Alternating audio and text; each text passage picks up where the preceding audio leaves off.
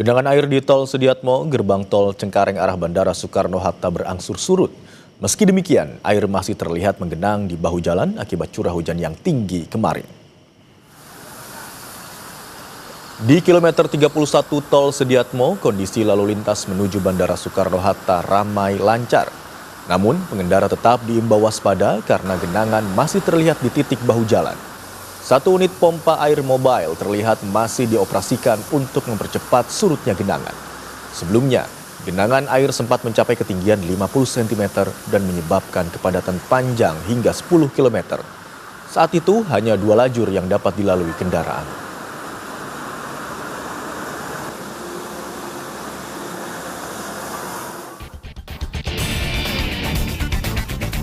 Tiga orang tewas diduga tersengat aliran listrik banjir di Cilincing, Jakarta Utara.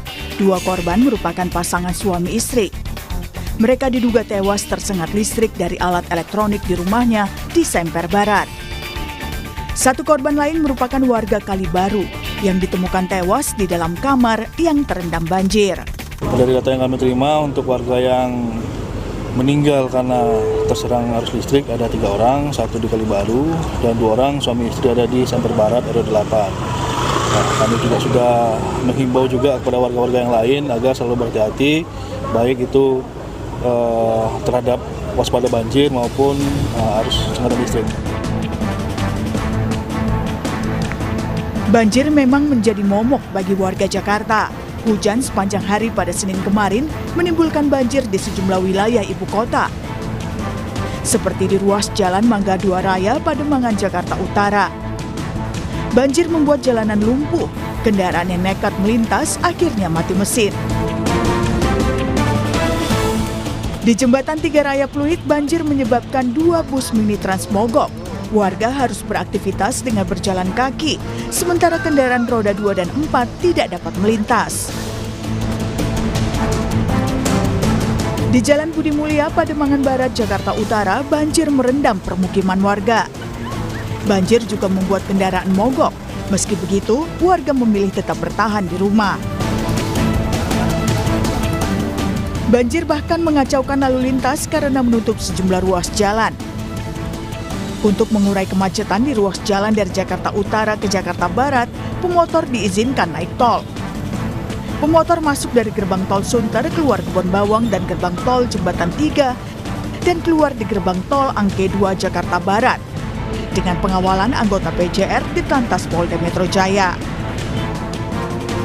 Gubernur DKI Jakarta Pramono Anung mengklaim penanganan banjir telah dilakukan pemerintah provinsi, salah satunya dengan menerjunkan 1.200 pompa.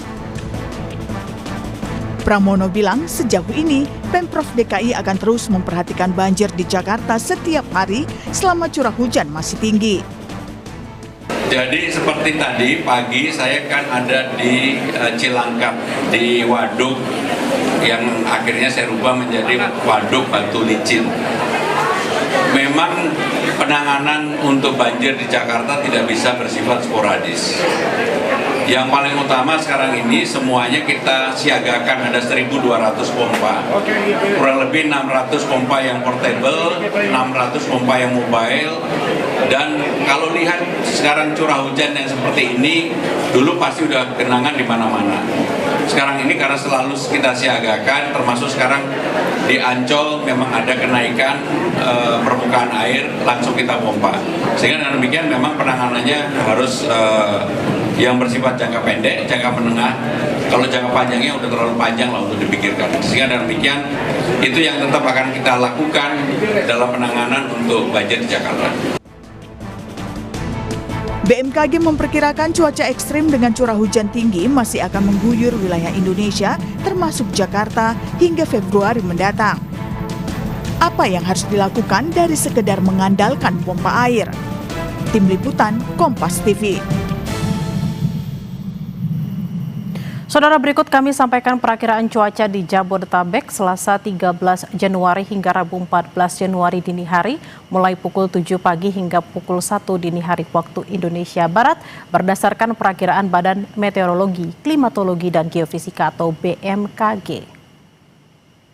Untuk pagi hingga siang hari, saudara, mulai pukul 7 hingga pukul 1 waktu Indonesia bagian Barat, kondisinya berawan hingga berawan tebal serta berpotensi hujan ringan di Kabupaten Tangerang, Kabupaten Bogor, Kabupaten Bekasi, dan Kepulauan Seribu.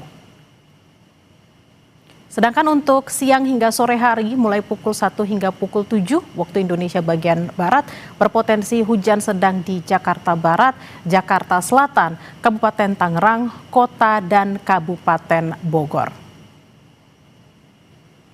Sedangkan perakiraan cuaca Jabodetabek, saudara, mulai malam hari pukul 7 hingga Selasa 14 Januari pukul 1 dini hari waktu Indonesia bagian Barat, kondisinya berawan dan berpotensi hujan ringan hingga sedang di sebagian wilayah Kepulauan Seribu. Selanjutnya untuk membahas apa langkah Pemprov DKI soal banjir yang melanda kawasan Jakarta dan sekitarnya, kita bergabung dengan staf khusus Gubernur DKI Jakarta, Chiko Hakim. Selamat siang Bang Chiko, dengan Bella di studio. Siang Bella, apa kabar? Bang, kabar baik, Alhamdulillah. Bang Chiko, ini Pak Gubernur mengatakan penanganan banjir dilakukan oleh Dinas Sumber Daya Air DKI Jakarta dan perlu jadi perhatian harian. Dan klaimnya genangan air dapat ditangani dalam waktu yang relatif singkat. Sebenarnya seperti apa upaya yang dilakukan hingga hari ini dan untuk ke depannya seperti apa, Mas Chiko?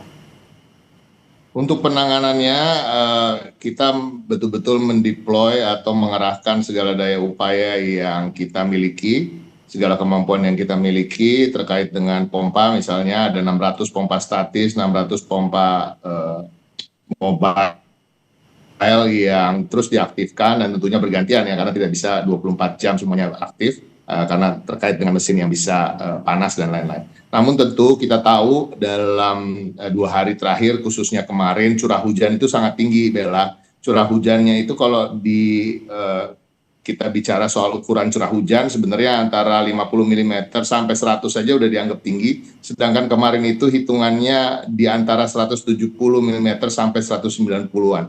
Artinya memang apa yang terjadi kemarin lebih dari kapasitas atau kemampuan infrastruktur Jakarta untuk menangani atau untuk memitigasinya terkait dengan saluran air, drainase, dan lain-lain. Dan ini betul-betul menjadi perhatian dan kita berharap masyarakat juga berhati-hati. Tadi tentunya kita mengucapkan bela sungkawa yang terdalam, duka cita yang mendalam akibat ada korban jiwa yang meninggal karena arus listrik akibat banjir tadi. Dan harapan kami memang cuaca berpihak pada kita, karena dalam setahun terakhir cuaca ekstrim ini memang melanda bukan hanya Jakarta tapi juga berbagai wilayah di dunia, bukan hanya di Indonesia, yang tentunya mengubah kehidupan kita sendiri, dan kita tahu banjir terjadi di banyak tempat. Nah, terkait dengan menyurutkan air, alhamdulillah memang air berangsur surut sekarang dan kita berharap curah hujannya berkurang, dan ke depan memang akan banyak sekali solusi-solusi jangka pendek dan upaya-upaya yang kita akan lakukan untuk jangka pendek, menengah, dan juga jangka panjang. Mudah-mudahan partisipasi masyarakat juga kita harapkan apabila kita melakukan normalisasi misalnya ke depan, artinya masyarakat juga harus ikhlas untuk direlokasi atau merelokasikan dirinya tentunya ke tempat-tempat yang memang sudah disediakan oleh Pemprov DKI Jakarta. Bang Chiko, Pemprov mengaku memiliki blueprint penanganan banjir melalui tadi ada normalisasi sejumlah sungai utama ya, termasuk Kali Sunter sama Kali Ciliwung. Ini pelaksanaan seperti apa? Apakah ini bagian juga dari solusi jangka pendek dan juga jangka menengah yang tadi dikatakan oleh Gubernur? Pastinya kami sudah mempersiapkan dan merencanakan pengendalian banjir di tahun 2026 ini, dan sudah menjadi aksi yang dalam waktu dekat akan dilakukan oleh Dinas Sumber Daya Air. Satu, yang pasti normalisasi, yang pasti juga perbaikan saluran ataupun drainase. Yang ketiga, tentunya juga harapan kita agar masyarakat juga lebih mengurangi atau sama sekali tidak lagi menggunakan air tanah dan mengebor air tanah, karena ini juga menyebabkan turunnya permukaan tanah atau land subsidence yang kita lihat sekarang di Jakarta Barat dan Jakarta Utara, yang rata-rata per tahunnya itu turun 5-10 cm, dan salah satu sebabnya adalah penggunaan air tanah yang berlebihan, sehingga sudah tidak dapat lagi tanahnya diisi kembali rasio dari pengambilannya dari tanah. Dan harapan kami juga tentunya ini adalah peran Pam Jaya untuk kemudian bisa menyediakan air pump untuk semua dan masyarakat juga mau menggunakan. Dan masih banyak hal lagi tentunya, tapi yang utama adalah normalisasi dan perbaikan saluran maupun drainase. Bang Ciko, kemudian tadi sempat mengatakan soal bahwa ada alokasi anggaran yang besar ya, kurang lebih 3,64 triliun untuk pengendalian banjir dari APBD tahun 2026. Nah, progres proyek-proyek utamanya seperti apa, Bang Ciko?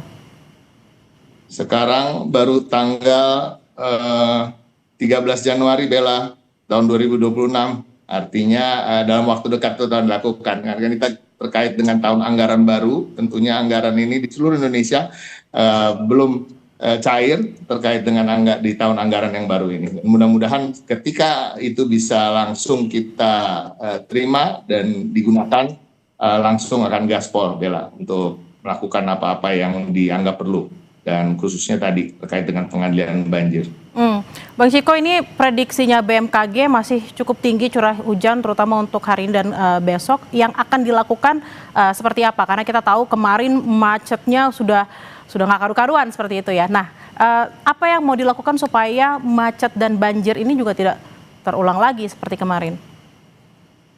Kalau tidak terulang ya tentunya ini bukan menjadi suatu jaminan Bella, karena tadi ketika curah hujannya memang sudah melampaui batas normal, batas seperti biasanya, tentunya ada kapasitas yang memang belum bisa tertampung atau belum bisa diatasi dengan apa-apa infrastruktur yang kita miliki. Dan ini kita harus tahu bahwa terjadi tahunan, sudah puluhan tahun ketika curah hujan begitu ekstrim, hal seperti yang terjadi hari-hari ini terjadi di tahun-tahun sebelumnya juga. Nah, tetapi tentunya seperti saya sampaikan tadi, Pemprov tidak bisa sendirian dalam memitigasi, dalam mengendalikan, dalam mengelola permasalahan-permasalahan kota ini. Harapan kami tentunya masyarakat juga menahan diri untuk berpergian apabila tidak betul-betul diperlukan atau bukan untuk hal-hal yang penting, untuk tadi menghindari akses-akses jalan yang tertutup akibat genangan dan lain-lain. Dan tentunya modifikasi cuaca juga menjadi salah satu opsi yang akan dilakukan,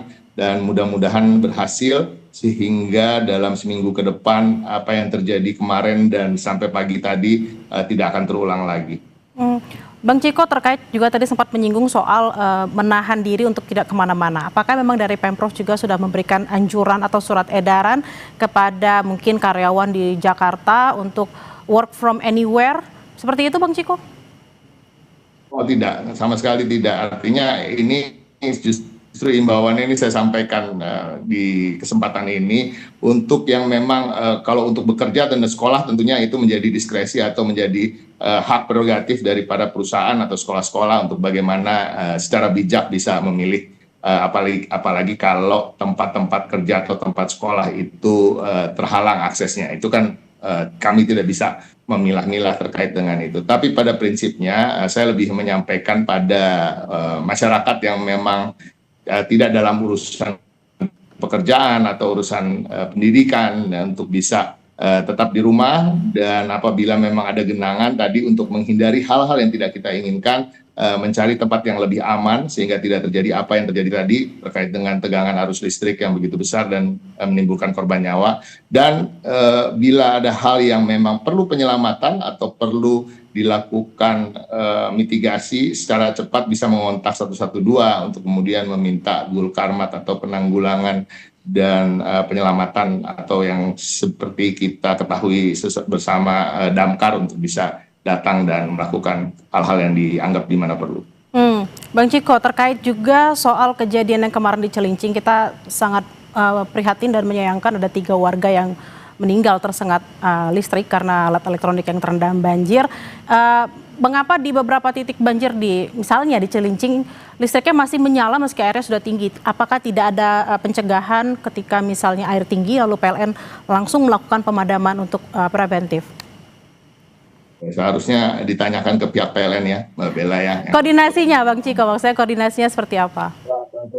Tentunya kami berharap PLN atau instansi-instansi lain melakukan hal-hal yang sesuai dengan SOP ketika mengalami atau sedang terjadi hal-hal seperti ini, dan harapan kita ke depan memang semua bisa melakukan tugasnya sesuai tupoksinya masing-masing dengan lebih baik lagi.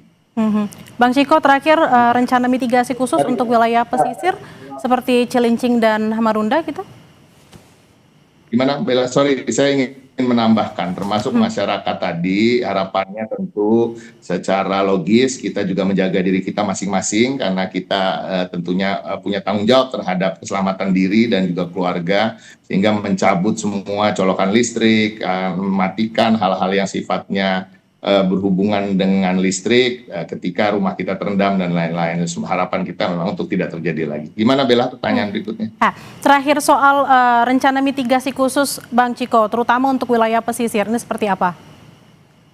Wilayah pesisir ini memang cukup unik Bella, karena memang ini adalah campuran dari banjir meluapnya air dari sungai dan juga air rob yang naik, dan mudah-mudahan pompa yang kita kerahkan, dan tadi juga sudah disampaikan, saya rasa di paket sebelumnya, pompa terkait dekat wilayah Cengkareng dan lain-lain, Jakarta Barat dan Jakarta Utara umumnya ya, tidak hanya Cilincing dan sekitarnya, harapan kita memang cepat bisa surut dan bisa dibantu surutnya dengan giat dari pompa-pompa dari Dinas Sumber Daya Air. Dan tetap kembali lagi memang kita juga bergantung pada cuaca dalam 1, 2, 3 hari ke depan. Nah, harapan kita cuaca berpihak pada kita, dan mudah-mudahan modifikasi cuacanya bisa berhasil untuk dilakukan, sehingga cuaca yang kita alami kemarin yang menimbulkan efek genangan yang begitu luas di seantero Jakarta ini bisa dikurangi atau minimal diminimalisir. Kita berharap memang tidak terjadi lagi banjir dan juga kemacetan seperti yang terjadi kemarin, dan juga ada sekali lagi kita turut berduka cita atas apa yang terjadi di Cilincing, ada 3 warga yang meninggal akibat tersengat listrik. Terima kasih atas perbincangannya siang hari ini, staf khusus Gubernur DKI Jakarta Ciko Hakim. Selamat beraktivitas kembali. Terima kasih Bella.